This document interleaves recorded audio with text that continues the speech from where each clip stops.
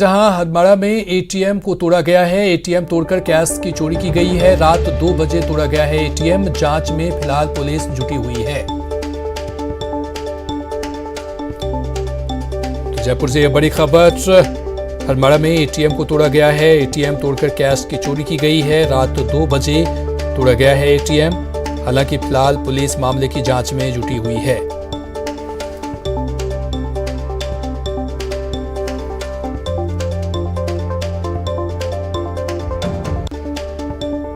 और अगली बड़ी खबर बीकानेर से है, जहां पुलिस टीम पर हमला किया गया है। अवैध शराब पकड़ने गई थी पुलिस और इसी के दौरान पुलिस पर हमला किया गया। हमले में कांस्टेबल और ड्राइवर घायल हो गए हैं। अवैध शराब के आरोपी को छुड़ाया गया है। जाखासर गांव की ये घटना है। तो बीकानेर से ये बड़ी खबर आपको बता रहे हैं, जहां पर पुलिस टीम पर हमला किया गया है। हेड कांस्टेबल सुरेश कुमार मुखबिरी की सूचना पर अवैध शराब पकड़ने गए थे। मौके पर जाखासर गांव की ये घटना है। निजी वाहन के चालक को भी आई है चोट। पुलिस के कब्जे से अवैध शराब के आरोपी भी भाग निकले। अवैध शराब के आरोपी को छुड़ाने के लिए लोग ने पुलिस टीम पर हमला किया है। अवैध शराब पकड़ने के लिए पुलिस गई हुई थी और उसी के दौरान अवैध शराब के आरोपी को छुड़ाने को लेकर के पुलिस टीम पर हमला किया गया। जाखासर गांव की ये घटना है। विक्रम और अधिक जानकारी के साथ हमारे साथ जुड़ चुके हैं। विक्रम, पुलिस टीम पर हमला और बताया जा रहा है कि कांस्टेबल और ड्राइवर घायल हुए हैं। क्या कुछ जानकारी इस बाबत? जी बिल्कुल, ये जो डूंगरगढ़ थाना पुलिस है, ये देर रात को जो है एक अवैध शराब बेचने वाले की गिरफ्तारी के लिए जो ये डूंगरगढ़ पुलिस की टीम गई थी, उस टीम पर हमला हुआ है। और इस हमले में एक हेड कांस्टेबल और एक कांस्टेबल के चोट आई है। उसके साथ ही जो सिविल गाड़ी में जो पुलिस गई थी, उस ड्राइवर को भी चोट आने की बात सामने आ रही है। और अपराधी जो हैं, उनके हौसले इतने बुलंद हो गए हैं कि उन्होंने पुलिस से आरोपी को भी छुड़वा लिया और उसके साथ जो है वो जो अवैध शराब पकड़ी गई थी उससे भी छुड़वा लिया है। हालांकि जो थाना अधिकारी हैं, उनसे हमारी बात हुई है तो उन्होंने अभी कहा है कि पुलिस की टीमें जो है वो लगातार उनकी सर्च कर रही है और जो भी अपराधी इस तरह के काम कर रहे हैं उनके खिलाफ सख्त से सख्त कार्रवाई की जाएगी। जी विक्रम, जो लोग हमला किए हैं वो कौन थे? क्या वो जो शराब माफिया हैं उनके लोग थे या ग्रामीण थे? क्या उनथे? तो मैं आपको बता दूं कि जो ग्रामीण क्षेत्रों में जो अवैध शराब का चलन जो बहुत ज्यादा है और इस तरह जो ग्रामीण लोग हैं वही जो अवैध शराब है उसको बेचते हैं। तो जो अवैध शराब बेचने वाला था उसके परिजन और उससे संबंधित लोग ही बताए जा रहे हैं। तो ये माना जा सकता है कि जो ये पूरा नेटवर्क है जो अवैध शराब का काम करता है, उन्हीं के लोगों ने जो है वो पुलिस से हमला किया है। जी बहुत बहुत शुक्रिया तमाम जानकारी के लिए विक्रम। तो ये पुलिस टीम पर हमला हुआ है। अवैध शराब पकड़ने के लिए पुलिस गई थी और उसी के दौरान ग्रामीणों ने उन पर हमला कर दिया और उसके दौरान अवैध शराब के आरोपी को भी छुड़ा लिया। हमले में कांस्टेबल और ड्राइवर घायल बताया जा रहा है।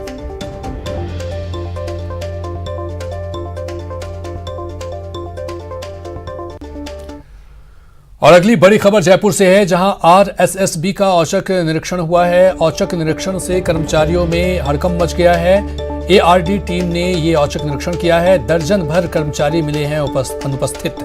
तो जयपुर से ये बड़ी खबर। और लगातार औचक निरीक्षण का दौर जारी है और उसी के क्रम में आरएसएसबी का औचक निरीक्षण किया गया। एआरडी टीम ने ये औचक निरीक्षण किया और इस दौरान दर्जन भर कर्मचारी अनुपस्थित मिले। औचक निरीक्षण में कर्मचारियों में हड़कंप मच गया। इस औचक निरीक्षण के बाद आरएसएसबी का औचक निरीक्षण किया गया है और इस दौरान दर्जन भर कर्मचारी अनुपस्थित मिले हैं।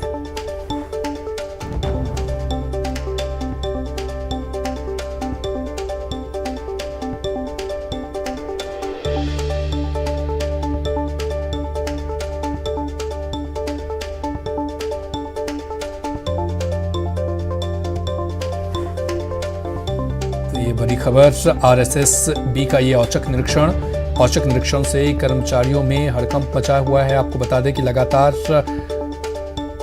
पुलिस प्रशासन की टीम तमाम सरकारी संस्थानों में छापेमारी कर रही है, औचक निरीक्षण कर रही है और उसी के दौरान में दर्जन भर कर्मचारी अनुपस्थित मिले हैं।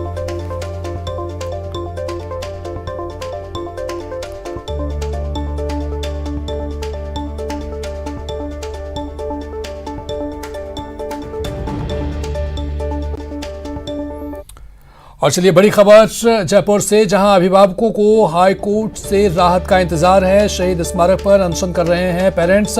हाई कोर्ट के फैसले पर टिकी है निगाहें। फीस पर हाई कोर्ट सुना रहा आज फैसला। तो फीस मामले को लेकर के जो फसाद है उसको लेकर के अब अभिभावकों को हाई कोर्ट से इंतजार है राहत का, लेकिन शहीद स्मारक पर अनशन कर रहे हैं पेरेंट्स और हाई कोर्ट के फैसले पर टिकी है इनकी निगाहें। ये तस्वीरें हम आपको दिखा रहे हैं कि किस तरह से पेरेंट्स जो हैं वो धरने पर बैठे हुए हैं और मौलिक अधिकार की मांग कर रहे हैं। फीस पर हाई कोर्ट सुना रहा है आज फैसला और उसी को लेकर के राहत का इंतजार है अभिभावकों को। शहीद स्मारक पर अनशन कर रहे हैं ये पेरेंट्स और लगातार जो स्कूल की मनमानी जो चल रही है उसको लेकर के ये। चलिए और अधिक जानकारी के साथ बाबूलाल हमारे साथ जुड़ चुके हैं। बाबूलाल, आज चूंकि हाई कोर्ट से राहत का इंतजार है इन अभिभावकों की क्या मांग है और क्या कुछ जानकारी आप दे रहे हैं?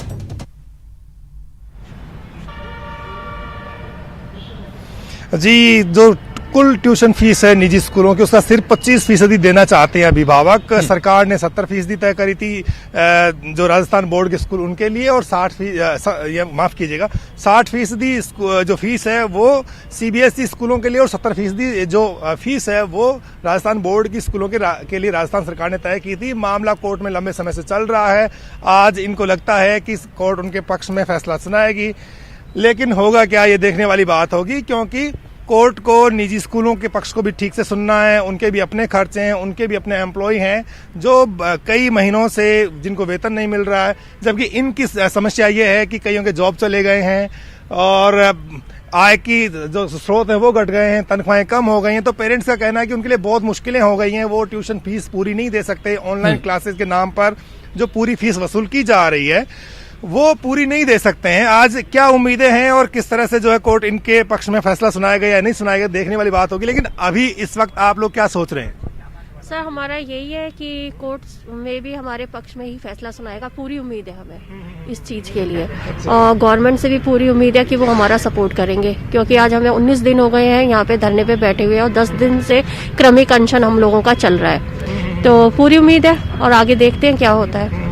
तो अभिभावकों को पूरी उम्मीद है। कुछ दिन पहले यहाँ पर जो निजी स्कूल है उन्होंने लंबा आंदोलन किया था, वो लोग भी भूख हड़ताल कर रहे थे, क्रमिक अनशन कर रहे थे।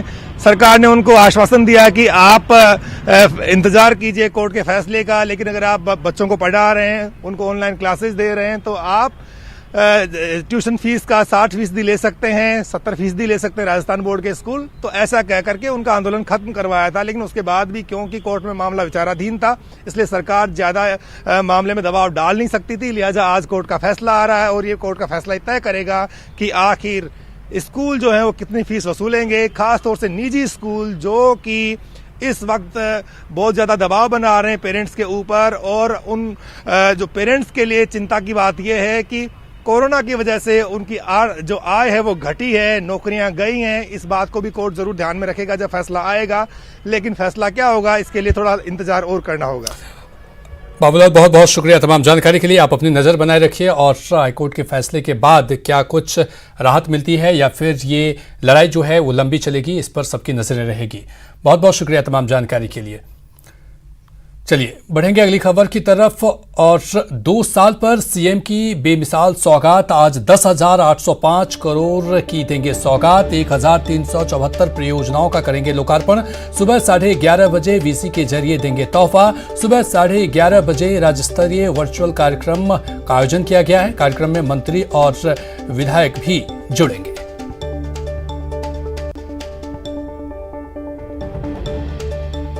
तो आपको बता दें कि आज सौगात, 2 साल पर सीएम की बेमिसाल सौगात, आज 10,805 करोड़ की सौगात देंगे गहलोत सरकार।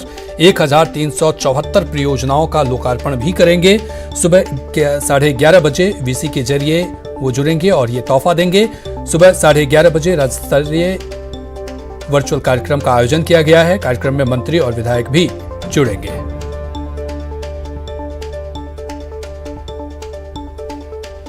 श्रीगंगानगर को मिलेगी 3 बड़ी सौगातें। अजमेर डेयरी के नए प्लांट का उद्घाटन भी आज होगा। चित्तौड़गढ़ को अभय कॉमंड की सौगात मिलेगी। तो यानी 1374 परियोजनाओं का साथ साथ लोकार्पण भी किया जाएगा।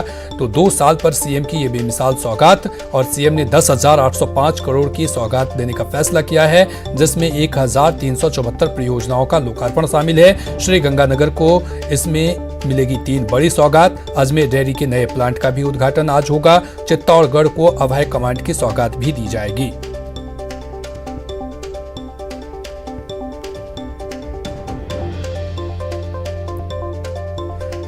तो मुख्यमंत्री अशोक गहलोत आज वीडियो कॉन्फ्रेंसिंग के जरिए श्रीगंगानगर जिले के पहले सरकारी कृषि महाविद्यालय का वर्चुअल लोकार्पण करेंगे। एक कृषि प्रधान जिला होने के बावजूद श्रीगंगानगर में एक भी सरकारी कृषि कॉलेज नहीं है। इसके अलावा सीएम गहलोत सूरतगढ़ थर्मल में हाल में ही बनी 660 मेगावाट की 7वीं यूनिट का भी लोकार्पण करेंगे। जिले को मिलने वाली 2 बड़ी सौगातों पर श्रीगंगानगर विधायक राजकुमार गौड़ ने मुख्यमंत्री अशोक गहलोत का आभार जताते हुए कहा कि कोरोना के बावजूद प्रदेश में विकास की जो रफ्तार है वो धीमी नहीं है, लगातार जारी है विकास की रफ्तार, और उसी के क्रम में आज मुख्यमंत्री अशोक गहलोत ये सौगात देंगे। श्रीगंगानगर जिले के पहले सरकारी कृषि महाविद्यालय का वर्चुअल लोकार्पण करेंगे।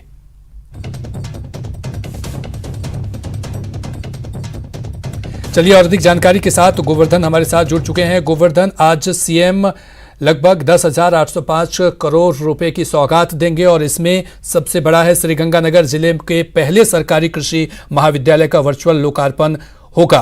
तो यानी माना जाए कि कोरोना काल के बाद भी विकास की जो रफ्तार है उसमें कहीं धीमी न पड़ने देंगे अशोक गहलोत सीएम। देखिए, आज सरकार के 2 साल की वर्षगांठ के राज्य स्तरीय समारोह होगा और उसमें मुख्यमंत्री बड़ी तादाद में योजनाओं का लोकार्पण, कार्यक्रमों और जो काम है उनका लोकार्पण और शिलान्यास करेंगे। एक लंबी फेरियत है, हर डिपार्टमेंट वाइज 30 डिपार्टमेंट की अलग अलग जो काम और योजनाएं हैं उनका मुख्यमंत्री लोकार्पण और शिलान्यास करने वाले हैं। ये पूरा कार्यक्रम वर्चुअल होगा और करीब 2 से 2.5 घंटे इनके वर्चुअल शिलान्यास और लोकार्पण में वक्त लग जाएगा। तो एक लंबी फेरियत है। सबसे बड़ा काम अगर देखा जाए लोगों के हिसाब से तो पब्लिक वेलफेयर पोर्टल, जन कल्याण पोर्टल जिसको कहते हैं, उसका भी आज शुरुआत होने जा रही है, जिस पोर्टल में सारी जो जनता से जुड़ी हुई सुविधाएं हैं वो ऑनलाइन मिल जाएगी। उसमें चाहे बेरोजगारों का रजिस्ट्रेशन हो, चाहे पेयजल का मामला हो, चाहे बिजली का मामला हो, चाहे पुलिसिंग का मामला हो, सारी जो सरकार से जुड़ी हुई सेवाएं हैं उनको इंटीग्रेटेड करके और एक प्लेटफॉर्म पर पेश किया गया है इस पोर्टल के जरिए। इसके अलावा बाकी जिलों के जो काम है वो चाहे कहीं कॉलेज का लोकार्पण हो, चाहे जो पंचायत भवन है, पंचायत समितियों के निर्मित भवन है उनका लोकार्पण होना है, डेयरी की योजनाओं का लोकार्पण किया जाना है, कृषि क्षेत्र में बहुत सारे लोकार्पण और शिलान्यास किया जाना है। 30 विभाग हैं शामिल हैं जिनमें 10,000 करोड़ से ज्यादा के कामों का लोकार्पण और शिलान्यास आज 11:30 से होने वाले वर्चुअल लोकार्पण कार्यक्रम में किया जाना है। गोवर्धन, आप अपनी नजर बनाए रखिए। बहुत बहुत शुक्रिया तमाम जानकारी के लिए। श्री गंगानगर में एग्रीकल्चर कॉलेज के वर्चुअल उद्घाटन होने जा रहा है, क्या तैयारियां चल रही है और आप क्या कहना चाहेंगे? बहुत ऐतिहासिक दिन होगा वो 18 दिसंबर, जिस दिन माननीय मुख्यमंत्री जी गंगानगर में कृषि महाविद्यालय का लोकार्पण करेंगे। बहुत लंबे समय से गन्नर की डिमांड थी। पिछले 60 वर्षों से हम उम्मीद करते थे कि गन्नर में कृषि महाविद्यालय खुले और आज मुख्यमंत्री जी ने 13 मार्च को बजट सेशन में इसकी घोषणा की। नवंबर में एडमिशन हो गए और अब ये कॉलेज चालू हो रहा है। 18 तारीख को इसका लोकार्पण हो जाएगा। एक सबसे बड़ी महत्वपूर्ण बात यह है कि ये कृषि अनुसंधान केंद्र जो है एक राजस्थान का उधर राज्य सरकार के 2 साल पूरे होने के मौके पर अजमेर डेयरी उत्तर भारत में एक नया इतिहास रचने जा रही है। 311 करोड़ की लागत से बनकर तैयार अजमेर डेयरी के नए प्रोसेसिंग प्लांट का भी सीएम गहलोत आज उद्घाटन करने जा रहे हैं। इस प्लांट में 8 लाख टन प्रतिदिन दूध की क्षमता है, तो वहीं 30 लाख मैट्रिक टन पाउडर रोजाना बनाया जा रहा है। इस नए प्रोसेसिंग प्लांट को उत्तर भारत का सबसे बड़ा प्लांट बताया जा रहा है, जहां पर दूध से बनने वाले 42 प्रोडक्ट तैयार किए जा रहे हैं।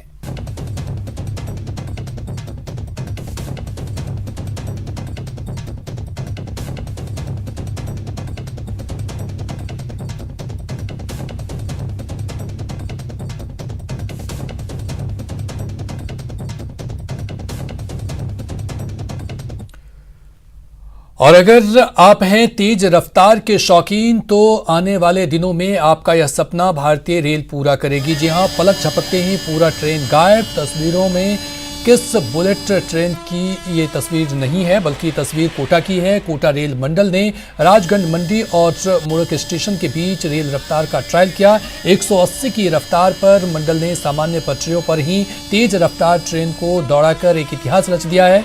रेल अधिकारियों की माने तो ट्रेन नागदा रेलवे स्टेशन से गुरुवार को दोपहर 1 बजे रवाना हुई, जो दोपहर 3 बजे कोटा पहुंची। हालांकि इस दौरान बीच में ही एक गाइड ट्रेन से टकरा गई, जिस वजह से ट्रेन बीच में ही लगभग 30 मिनट तक मौके पर खड़ी रही। रेल अधिकारियों का कहना है कि इस घटना को छोड़कर 180 की रफ्तार पर ट्रेन का परीक्षण पूरी तरह सफल रहा। बता दें कि अगर रेलवे का यह ट्रायल सफल रहा तो आने वाले दिनों में ट्रेन को 160 किलोमीटर की रफ्तार से दिल्ली मुंबई रेल ट्रैक पर चलाए जाने की योजना है।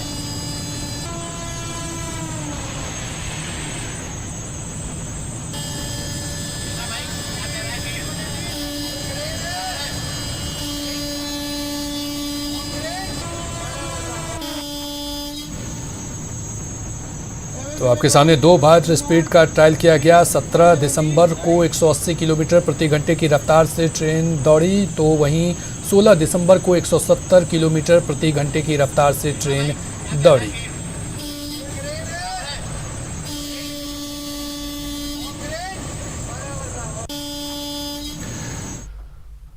और चलिए आपको जालौर लिए चलते हैं, जहां परिवहन विभाग ने एक अनोखा चालान काटा है। दरअसल विभाग ने एक स्कूटर सवार युवक को सीट बेल्ट नहीं लगाने के जुर्म में 1000 का चालान थमा दिया। बता दें कि जोधपुर निवासी भागीरथ राम जालौर से भिनमाल की तरफ जा रहा था, तभी बागरा के पास परिवहन विभाग के उपनिरीक्षक अनीता पवार ने स्कूटर को रुकवाकर चालान कर दिया। इतना ही नहीं, चालान पर महिला उपनिरीक्षक ने बाकायदा स्कूटर के नंबर भी लिखे और यह नंबर परिवहन विभाग के कार्यालय में भी रजिस्टर्ड है। ऐसे में परिवहन के कार्य प्रणाली पर एक बार फिर सवाल उठने लगे हैं।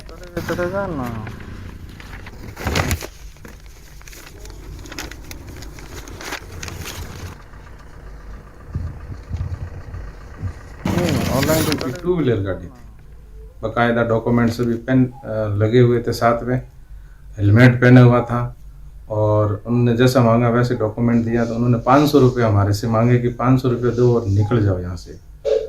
तो हमने नहीं दिए, तो उन्होंने 1000 रुपये का चालान फाड़ दिया, जबकि वो चालान मैं उनको बार बार मना कर रहा हूँ कि ये चालान गलत है और आप जो बना के दे रहे हो वो सीट बेल्ट का बना दिया। और मेरे पास और इसी के साथ फिलहाल इस बुलेटिन में इतना ही, लेकिन न्यूज़ 18 राजस्थान पर खबरों का सिलसिला लगातार है जारी।